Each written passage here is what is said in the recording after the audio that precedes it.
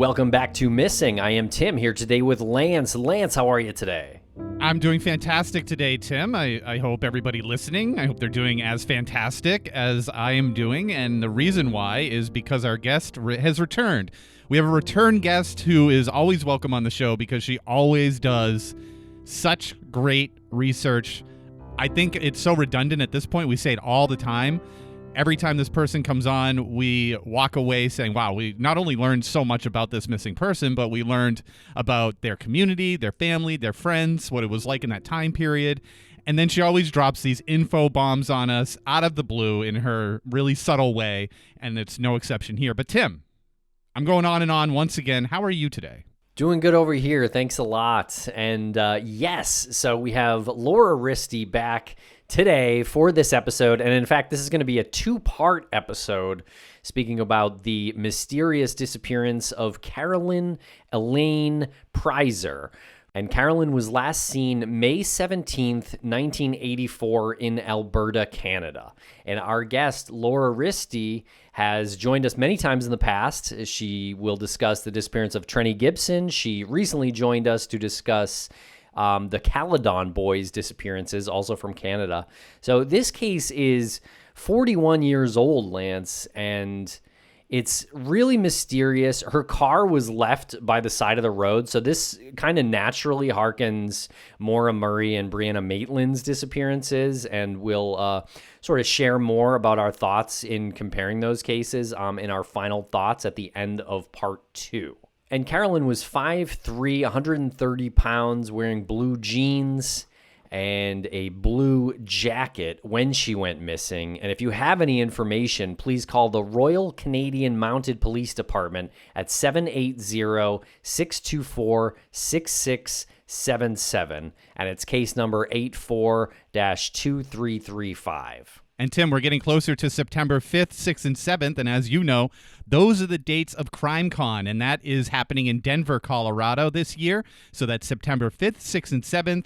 And anyone who hasn't purchased their standard pass, please do so. Guess what? You can get 10% off if you use promo code Crawlspace, all one word there. And Crawlspace is our other show where we discuss true crime, paranormal stuff, and we have on authors and journalists and law enforcement, etc. And you can watch us discuss all of that in person. You can literally come up to our faces and say, hey, tell me about this person.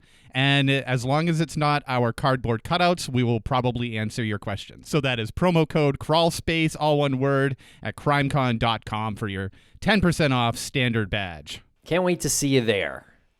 All right, so just a quick reminder also that Missing is a video show on Spotify. So if you're listening on Spotify, you can also watch there as well. And Tim, I just mentioned our other show, Crawlspace. That also has a video element.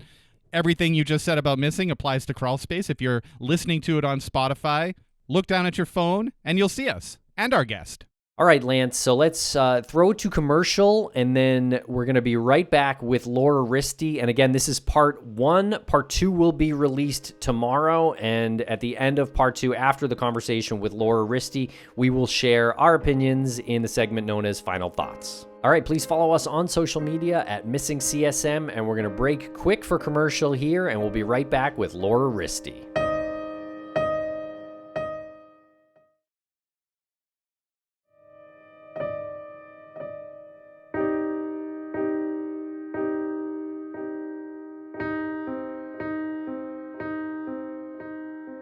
Welcome back to the podcast, Laura Riste. Laura, how are you today? Doing just fine. How are you? We're doing great. I mean, anytime we have you on the show, it's really all about sitting back, having you present the story to us and the listeners, and then we start giving all of this feedback. We'll make these notes as you're talking, and it just turns into this incredible conversation where we learn so much about these individuals who you are looking into, who have disappeared, and we get to introduce individuals that our listeners probably have never heard of as far as those who are among the missing out there. But can you, I know it feels so redundant at this point, can you remind the listeners who you are and what brought you to the show in the first place, way back in the day? Well, what brought me to the show in the first place is the story of the case of Trenny Lynn Gibson, who went missing in 1976 from a school field trip to the Great Smoky Mountains. And I came across Trenny's case in 2003 and then started researching it and studying it in depth from 2005 onwards. So 20 years with Trenny. Or Trenny's been with me rather. So, but I've always had an interest in missing persons, especially missing children and teens from a young age. It started when I was about 5, 6 years old, and it's just gradually progressed from there. And the person we're going to talk about today is Carolyn Pruyser, a young lady who went missing from Peace River in 1984 when I would have been about 7 years old. Great. And can you give the listeners a little bit of an indication as to where you're recording from so they can get a sense of, your geography? Because you're not located within our territories here. Right. My name is Laura Riste, as you know, and I'm from Drumheller, Alberta. That's the dinosaur capital of Alberta. We're right in the heart of the Badlands, and we're in south central Alberta. And Carolyn, that we're going to talk about today, she went missing from northern Alberta. Okay. And yeah, this case is quite mysterious. So she went missing back in 1984. 1984 was a pivotal time in Canada. That was when the Conservatives won the election after many years of having a Liberal government. Brian Mulroney won the Conservative Prime Minister post in 1984. The Oilers won the Stanley Cup in 1984. It was a pivotal time in Canadian history. I was a young girl, just finishing the first grade at the time. And I can remember hearing on the news that spring about a young lady from Peace River that came home from university to look for a summer job, and she disappeared on her way home one night. And that's the story that I'm going to present today of Carolyn Pruyser. Are you a Oilers fan? I'm not really a hockey fan so much. My husband is a hockey fan, but he's more a hockey fan in the sense that he likes to dissect the games. Gotcha. Was Carolyn a hockey fan? Yes, and she was an Oilers fan, and that was the night that the Oilers actually defeated the New York Rangers, and Carolyn Pruyser was watching the hockey game at a friend's house shortly before she went missing. Those were the days of Wayne Gretzky. That's right, when he was on the Oilers. Yeah. Yeah, Yes, a great one. yes. I can remember going to school and about half of my class, the boys having an Oilers lunchbox.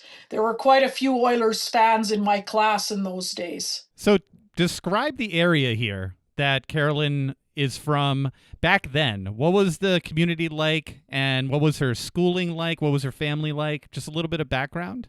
Sure. Carolyn was born in 1965, and she was the youngest of four daughters. Her family, her mother and father, Anne Marie and Cornelius, although everyone called him Keys, they came from the Netherlands to Peace River, and they were dairy farmers. And Carolyn was kind of a later in life baby for the family. Her sisters were a fair bit older than she was. In fact, her oldest sister was a teacher at Peace River High, where Carolyn had graduated the year before she disappeared. Peace River is in northern Alberta. It's about 4 hours drive from Edmonton, which is our capital city. And Carolyn was attending the University of Alberta in Edmonton, and she was studying to be a drama teacher. Peace River is fairly diverse. There's a lot of logging and forestry that happen there. There's a lot of agriculture, dairies, raising cattle, grain. It's also a big oil and gas community. There's the Peace River oil sands in that area. So very diverse. It was a town of about 6,000 people when Carolyn disappeared. Fairly small. Most people, knew everybody. If there was somebody new in town, people tended to take notice, that sort of thing. Right. So fairly small. And so, what do we know about Carolyn beyond her fandom with the Oilers? And I guess she had an interest in drama. Yes, so Carolyn was a pretty bright, bubbly young lady, blonde hair, blue eyes, 5'3". She acted in several productions that the school had put on. Had a deep interest in drama. She had just graduated the year before from Peace River High School in 1983, and then she had been accepted at the University of Alberta in Edmonton. So she had a successful year of university. She came home after her final exams in April, and she was searching for a summer job. And then she had plans, of course, to return to university again in the fall for her second year. And she was doing pretty well in school? Yes, yes. There were no indications that she was struggling in school, anything like that. She wasn't dating anyone at the time she went missing either. Had she dated previously? She had dated a few boys, mainly just casually through high school, but she wasn't seeing anyone at the time.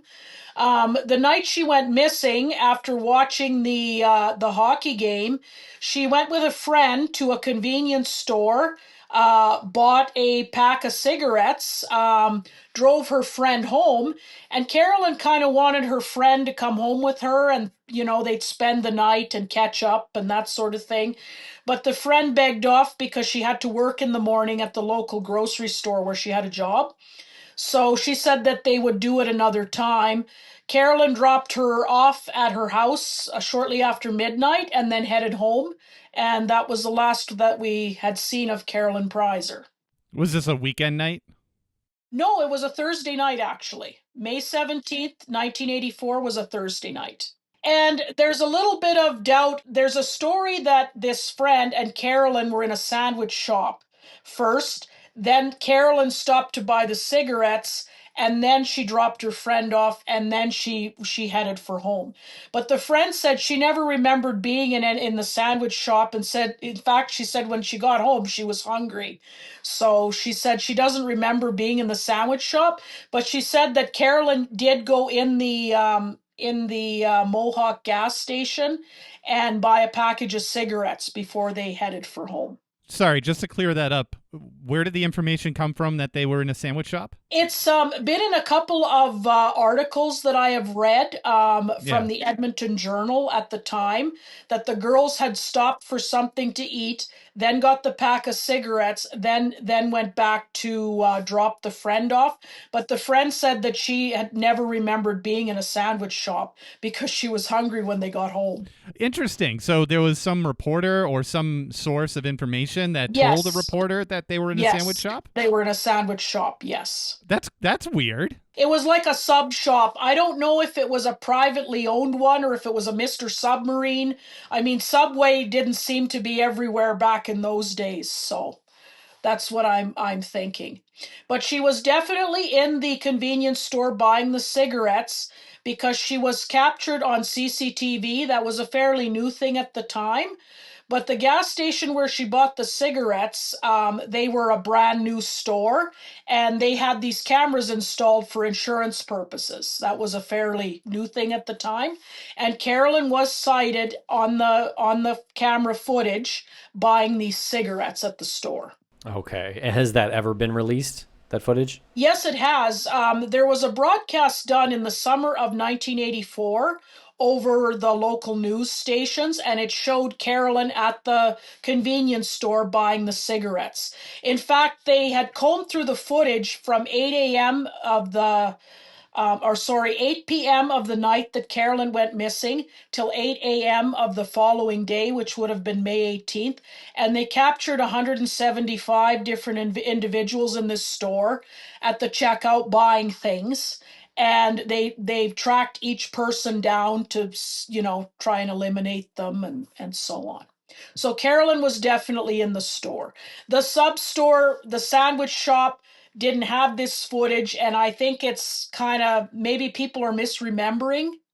But her friend said no, they were never in a sandwich shop. Do you know what brand of cigarettes she bought? Yes, she smoked de Maurier. You can still buy them, I believe, in Canada. I'm not a smoker, but she smoked de Maurier at the time. Were those like a budget cigarette? No, they were a branded cigarette. Maybe not quite as popular as Players. Players was a very popular cigarette at the time. I know both my parents were smokers, and that's what they smoked were Players.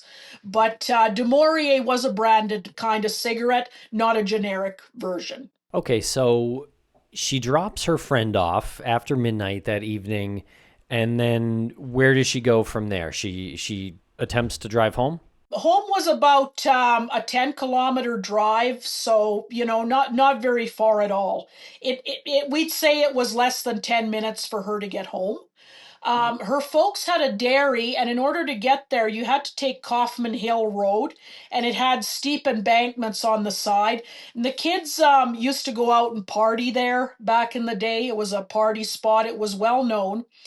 Her car was found. It had a quarter of a tank of fuel, her purse on the seat, the keys in the ignition, the window rolled halfway down, and there were no signs of a struggle that she left in a hurry or anything. The only clue was there was a boot print on the driver's side door. Inside or outside? Outside. On the ground? No, on the actual car. Almost like somebody had used their foot to shut the car door. Right. Right. Was it like a full boot print? I believe it was a partial boot print. Interesting. Male or female or undetermined? Undetermined. Interesting. Okay. Now, the way her car was left is quite interesting, too. So you say her purse... Yes, it is. Yeah, her purse was on the passenger seat. The window was about halfway rolled down, and her keys were in the ignition. Yes. And she had about a quarter of a tank of fuel, so it wasn't like she was planning really to go anywhere. She had enough fuel to get home, would have had enough to get back to town, that kind of thing. But there was no signs of a struggle or a scuffle. Nothing was moved around, but there was this boot print on the driver's side door. It was a blue 1978 Ford Fairmont, and I believe the car was a two-door. And it actually belonged to Carolyn's father. It was his car that she had borrowed that day. And did the family have more than one car? I'm assuming they did, right? Yes, yeah, they had more than one vehicle, yes. Okay, and he let her borrow that car often? Yes. Did any of her other friends have vehicles? Because you had mentioned that she had dropped off her friend.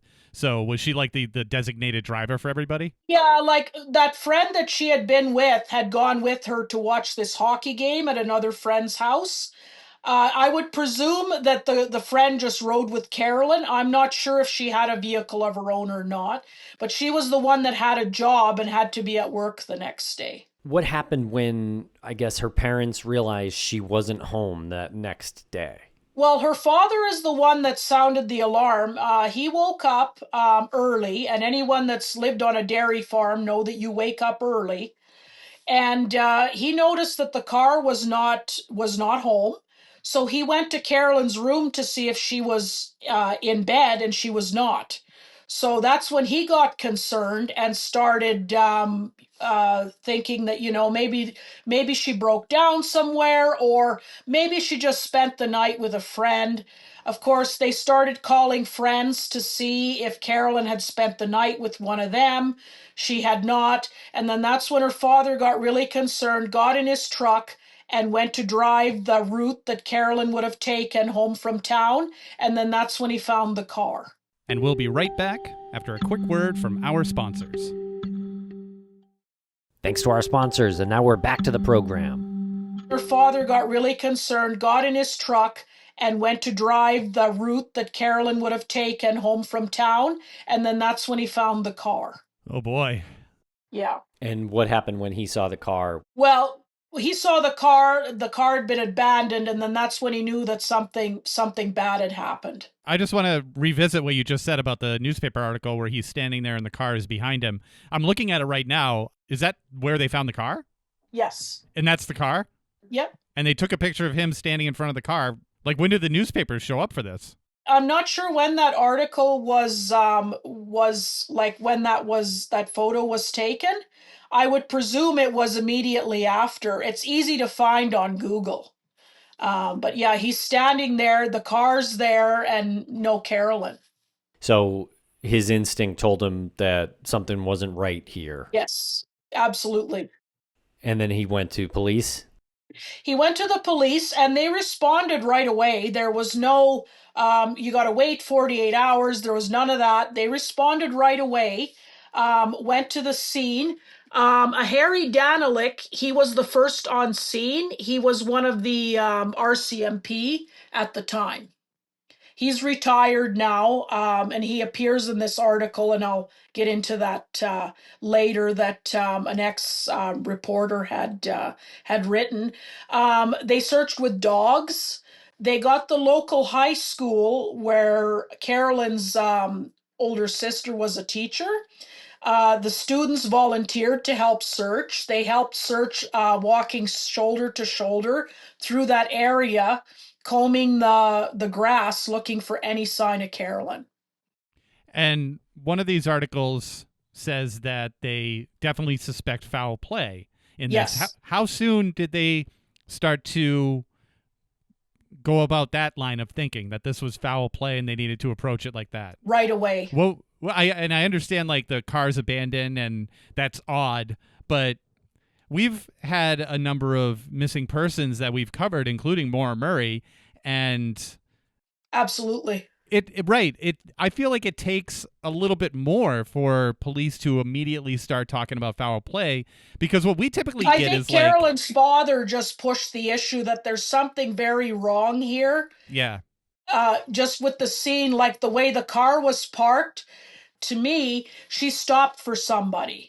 Just the way that the car is stopped, the way that it's parked, the window rolled partly down, there's no sign of a struggle. So she stopped for somebody either she knew or she stopped for someone in authority. and just remind us again, was that footprint on the driver's side or the passenger side The door? driver's side door. I see. But otherwise, no signs of a struggle. No, like her purse wasn't tossed everywhere, like her keys weren't. It was just like she nicely came to a stop, put the car in park, rolled the window part way down, and that was it. And if when she exited the car, the door was shut again, the only indication that maybe she didn't shut the door was this boot print on the door. Right. Like what somebody would do is, if you ever got out of the vehicle and maybe had your arms full, you'd shut the door with your foot or your rear end or whatever. Or if you had somebody in your arms, potentially, and went to shut the door, you'd use your foot. Right. Were there any tire tracks, like from a different vehicle near her car? Not that anybody noticed, but I would presume by the time Mr. Pruyser had driven there with his truck and other people were on the scene, like the police, that was lost. When they were searching for Carolyn, they were also hampered by heavy rain. Heavy rain hit that area for several days after. And what was the weather like that night? As far as I'm aware, the weather that night, there was no storm, no rain. I think it was a fairly calm evening the night that she disappeared. Was the temperature conducive to keeping your window down as you're driving? Not necessarily. I don't believe past midnight in May would be a time when you'd want to have the window rolled Right. down in northern Alberta. Definitely temperatures do warm up. Like I said, I'm from Drumheller, so I'm many hours from Peace River. That's more northern Alberta from where I'm from. But usually May at midnight, it's cool enough where you don't need your window down. So the thinking is that she definitely rolled the window down in order to communicate with somebody. Yes. Gotcha. Had it been July, I could have seen, maybe her having the window rolled down. A lot of cars in those days didn't have air conditioning, so Now, did she have any known enemies? none. Was she being followed or any signs of stalking or anything like that? Well, we'll get into this after under suspects. There was this person that had dark hair that was driving a black truck. And all the police would say was they had tracked this person. He was from Manning, Alberta. Manning, Alberta is about an hour from Peace River, so it's not terribly far away. But in four different instances, this black truck with this dark haired individual had been sort of following people. Carolyn had noticed that he was following her more than once. In fact, it was happening the night that she was driving her friend home after this stop at the convenience store to get the cigarettes. And Carolyn had mentioned to her friend, "Hey, there's that guy again." And then her friend said, "Yes, I've noticed him. He's followed me once or twice." And in fact, this individual had followed this other woman home, but this happened in July, so a couple months after Carolyn had gone missing. He'd followed this woman to her house in the north part of Peace River, and he was driving aggressively, and this lady was quite spooked by this man's behavior. So when she got home, she ran in the house and got her husband to write his license plate number down. They phoned the police. The police said that they had called this suspect and talked to him, and there was nothing to be afraid of. He was just somebody who thought she was cute and wanted to ask her out. And it was kind of brushed off as being just that. That's how you ask people out, right? You follow them Yeah, of aggressively, course. right? Yeah. Yeah, Good. yeah. Yeah, that's harmless. Right. Yeah, that is not harmless. That is signs of stalking, in my opinion. Yes. He needs to work on his approach a bit, I think. Was the driver of the black truck identified? The police know who he is, but they've never released his name. All I know is that he's a dark-haired man in a dark-colored truck. But this is a story where he sort of overlaps with another suspect in a brown Oldsmobile that had blonde hair. Oh boy. Okay. Before we get to that, I just want to clear up one thing. Her friend said that she had seen the guy with the black truck as well. Is that from newspaper articles and police reports that she Yes. gave that information? Yes. Gotcha. Okay. In fact, there's a fellow named Gary Poynant. I don't know if I'm saying his last name correctly, but he was a reporter for the Edmonton Journal and a few other newspapers. He had been a reporter for many years. He's retired now, and he has a blog, and I can give you the address for it if anyone is interested and would like to go check it out. He wrote 3 articles about Carolyn's disappearance. Sure. What's the address? It's POIG57.wordpress.com. Very good. We'll put that in the show notes as well.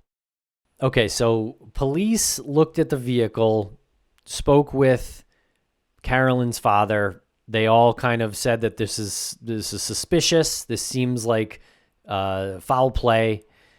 Yes. I imagine they issued the missing person report, and then where did they go from there? Did they? You mentioned some dog searches. Yeah, they did search with dogs. They were very hampered, though, by the heavy rains that followed after Carolyn disappeared. They did not find a trace of her, not a scrap of clothing, nothing. Okay, but then the reports of this black truck vehicle started coming in as suspicious. I take it. There was this fellow from supposedly from Manning in this black truck, but the police said that they did not have enough evidence to go forward with this. They had not enough evidence to bring him in. So that was kind of left at that. There was another fellow, and he was the one with the brown 1978 Oldsmobile. So the night that Carolyn vanished, she was at the convenience store buying a pack of De Maurier cigarettes, and there was a person in line behind her with blonde hair. And when they got up to the counter and Carolyn asked for her brand of cigarettes, this man kind of leaned over and said, "And I'd like Players Light." And Carolyn kind of looked at him and gave him the stink eye for interrupting her when she was purchasing these cigarettes. Anyway, Carolyn paid for her cigarettes and she exited the store and went to her car. This man came out of the store with his player's light, and he went over to Carolyn and said to her, "Oh, by the way, be careful because there's a police officer sitting in his cruiser right there," kind of thing. And there was a police officer parked across the street, and Carolyn just gave him a nod, according to the suspect, got in her car, and left with her friend to take her friend home. Now, this man with the brown Oldsmobile, he went and got in his car, but he did not leave the parking lot immediately because his car didn't have insurance, and he didn't want to take a chance with this cruiser potentially following him and giving him a ticket.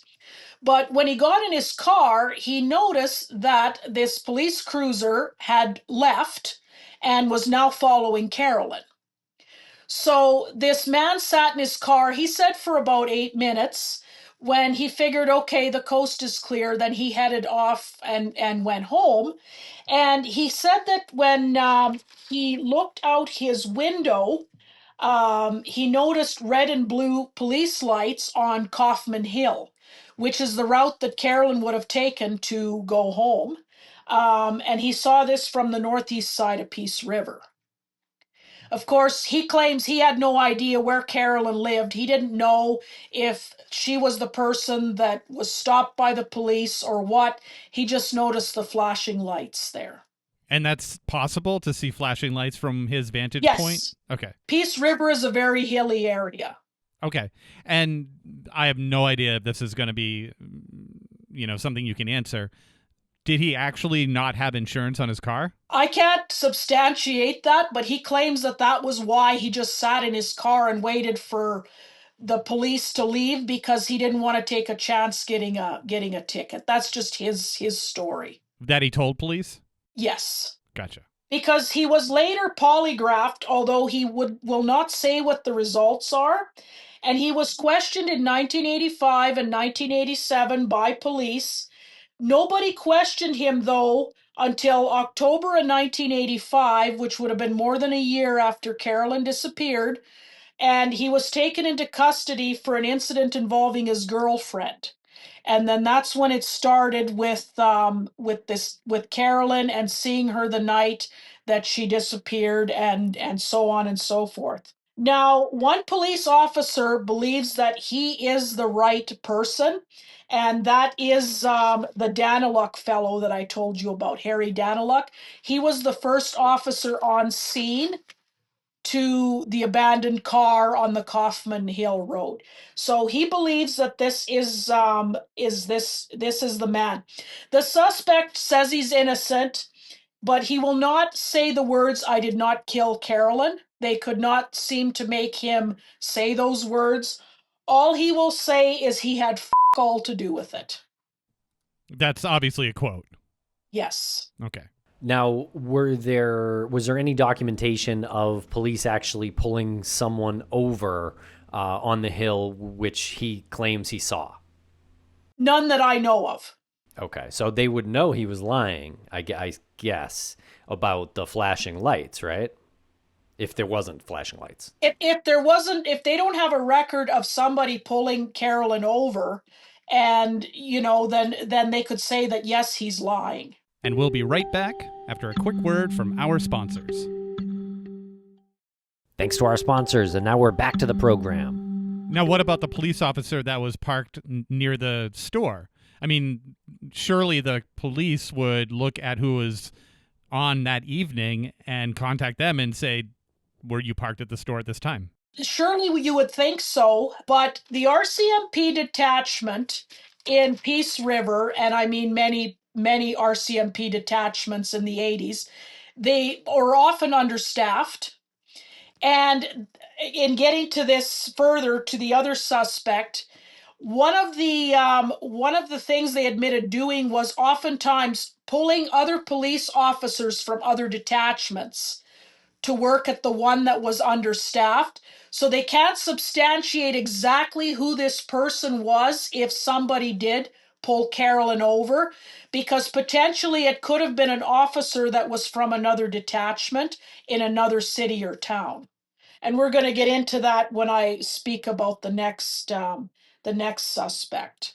Getting back to this fellow in the 1978 so-called uninsured Buick, he actually did live in Manning.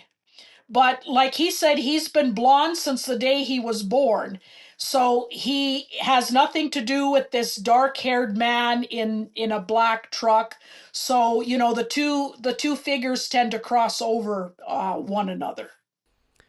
Okay, so I just backing up just a little bit. So with the cop that this guy claims was following Carolyn, and again, she was never pulled over by the police, or at least it wasn't documented anywhere that It wasn't documented. Okay, and so no single police officer who was working that night that we know of said, "Yeah, I followed her because Nope. so nothing like that." No one will admit to following her, giving her a ticket or citation, nothing. The only thing that we have is this Buick 1978 uninsured Buick fellow says that when he got home, he noticed these flashing red and blue lights on the Kaufman Hill from where he lived in Peace River on the northeast side. And he said that he waited about 8 minutes before he left, right? So that's when he saw the flashing lights, about 8 minutes after the 8 to 10 left? minutes to give him time to go home. Because Carolyn would have driven her friend home, dropped her friend off, and then she would have headed for home. So that time frame works out. Yes. Right. It absolutely works out, but no one will admit to pulling Carolyn over. Right. And it was certainly too early for police to have been there investigating the missing persons case. Yeah, absolutely, because this was shortly after midnight, so it would have been just after midnight, May 18th. And they began looking for Carolyn. Her father noticed her missing around 7 o'clock in the morning, the following morning, so May 18th. Why would that suspect who didn't have insurance deny anything to do with the disappearance, but wouldn't give the results of the polygraph and was not able to physically say that he didn't kill her? Well, he thinks he was just goaded because he was the last one to see her. So he thinks he was just goaded by the police to say that, yeah, you know, he had something to do with it, and so on and so forth. But yeah, I absolutely agree with you. He does not want to say what the results of the polygraph were. He was questioned in 85 and 87. He did say that the police can't touch him because they broke so many rules in the investigation and broke so many rules when they were questioning him that they can't do anything, cannot do anything to him. And the one officer, like I said, he believes that is the man that is responsible for Carolyn's disappearance. Wow. Well, honestly, that seems like a pretty good suspect to me. The guy with the no insurance, especially because the police can probably catch him in more than one lie. They could catch him in some lies, but again, they're saying that they don't have enough evidence to charge him, bring him in. They can't do anything, is what they're saying. Right. What did this individual do for work? That I'm not sure of what he did for work, why he would be in Peace River. But it wasn't uncommon, like, to be working on a farm. There were a lot of farms in the area. Oil and gas, you know, if you were a laborer, you could pick up work in the oil and gas industry in those days. There was a lot of logging and forestry happening. You know, they need a lot of labor as well. So he could have been working at any one of those jobs. Were there any other persons of interest or suspects that were considered? Yes. My sense in it is that Carolyn stopped for someone in authority.